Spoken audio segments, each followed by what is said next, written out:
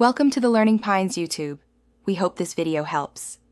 You start by confirming your Android version and which apps deliver the most ads, because fixes vary by system and app.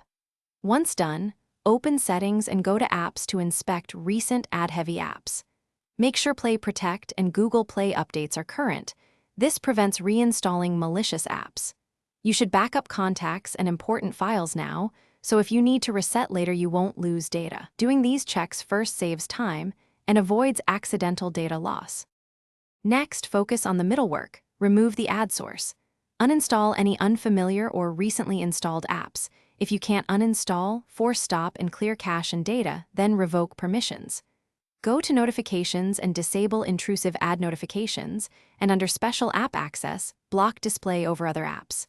In Chrome or your browser, enable pop-up blocking, disable third-party cookies, and clear site data. If ads persist, install a reputable ad-blocking browser or review installed device administrators and disable suspicious ones. Finish by restarting the device and monitoring for at least a day to confirm ads are gone, because some changes require a reboot. If ads return, run a full malware scan with a trusted app and remove flagged items. Make sure Play Protect is active. As a last resort, back up your data and perform a factory reset, then reinstall apps selectively. If anything goes wrong, restore from backup and repeat scans.